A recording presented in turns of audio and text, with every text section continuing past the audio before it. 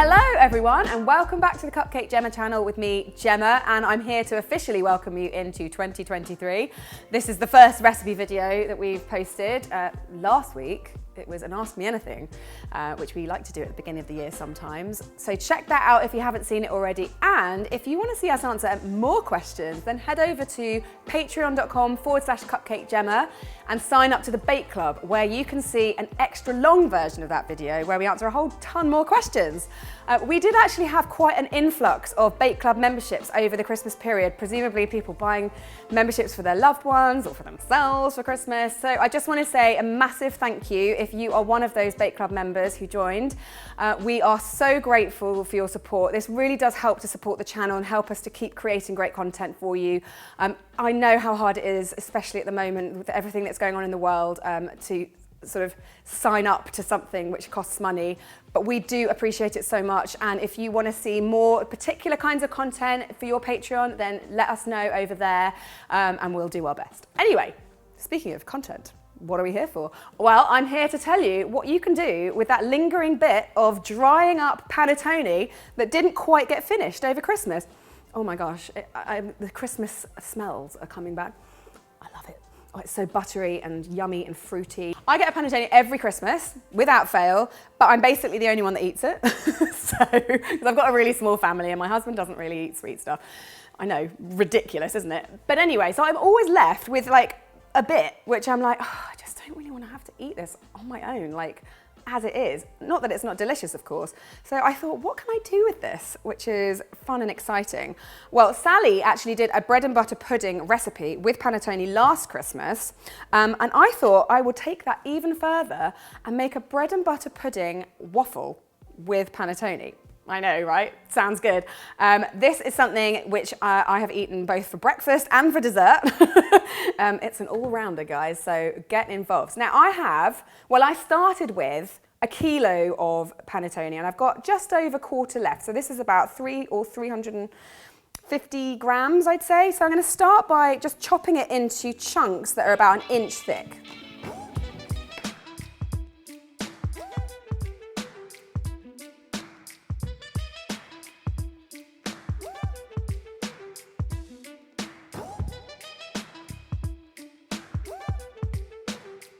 And you just want to keep those to one side because we're not going to use them yet, because we've got to make the custardy bit, because bread and butter pudding is basically bread and custard and butter.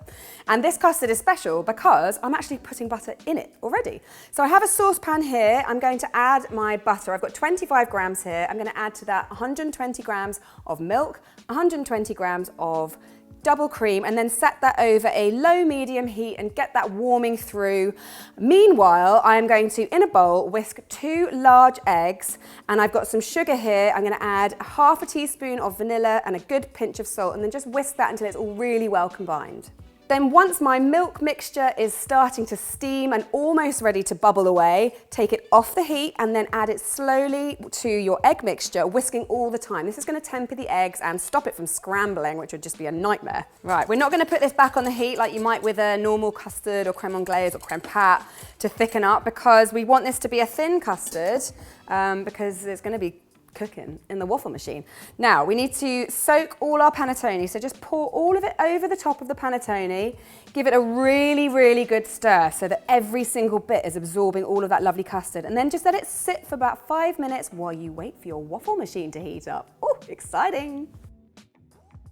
My waffle machine is hot. It's actually smoking. And we're worried we're going to set the fire alarms off, so we better get cracking. Now, I don't know about you, but I think that a little bit of chocolate is really going to take the sweet edge off these delicious panettone waffles. So I'm just going to chuck, I think just a handful, it was like 30 or 40 grams, and stir that through my sludge. I'm going to call it sludge because that's kind of what it looks like. It doesn't look very attractive, but let me tell you guys, it's attractive in your mouth. Right, so once it's really nice and stirred, you can set about cooking it on your waffle machine. Now, you might have a different one to me. I've actually got a toasty machine which has waffle plates in it, which is really handy. So I'm going to put about this much, maybe a little bit more on. I'll see how I get on. The first one's always a little bit of an experiment, isn't it? A bit like with pancakes. You just kind of, sometimes you throw that one away. Not me, though. This one's going to be delicious.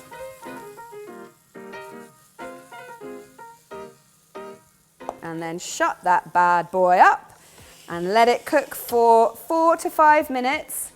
You can check it if you want. These things are really easy to open and have a little peep into, but it wants to be really kind of golden and caramelized with the melty chocolate. Now you might have noticed I've actually got mine on a tray. That is because my machine is like the ooziest machine in the whole world. And because we've got all that butter in the custard and all the butter in the panettone and just general yumminess, it tends to kind of ooze out. So if you see a little bit of oozing, don't worry, that's good stuff. But save your worktops, pop your waffle machine on a tray. Let's have a little look. Okay, a bit more. A bit more, please. Oh, yummy.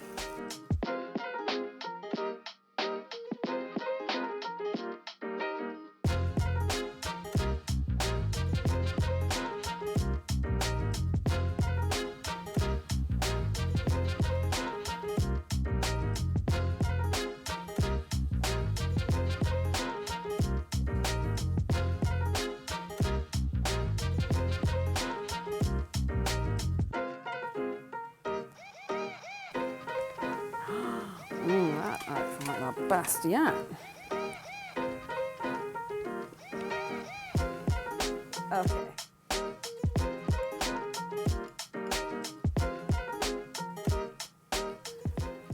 Oh my goodness. Now, this is a little bit of decadence, right? And you could have this for breakfast. I would be totally okay with that. You could have it with yogurt if that makes you feel any better.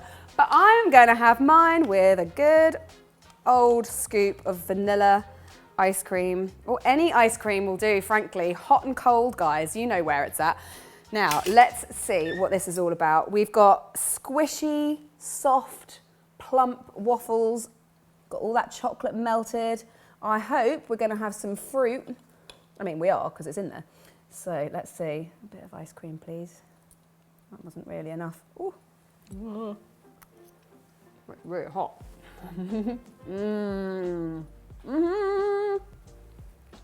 Yeah. Oh my God, that is so good. It's really naughty. It feels really naughty, but it's totally fine, guys. All it is custard and bread and butter pudding, basically, and panettone, sorry, and chocolate. I'm gonna have some more while I tell you that you should make this. Oh, that's a bit big. That's going to be really, really messy on this outro. I'm going to hold off on this mouthful, otherwise I'm going to be doing a Dane. So I hope you make this. I love this dessert stroke breakfast stroke way to use up scraps. Try it, take a picture, put it on Instagram, use hashtag Cupcake Jemma. I'd love to see you make this and just make anything. And also don't forget, if you make anything from the Crumbs and Doilies book, you can use the hashtag Crumbs and Doilies book. It's really, does what it says on the tin. Anyway, thanks so much for joining us again. Happy New Year to all of you. Happy baking. We've got loads of exciting stuff planned for you this year, so stick around and I'll see you next week. Bye. Oh, it's still really bloody hot. Ooh. Did I just swear? Oopsie.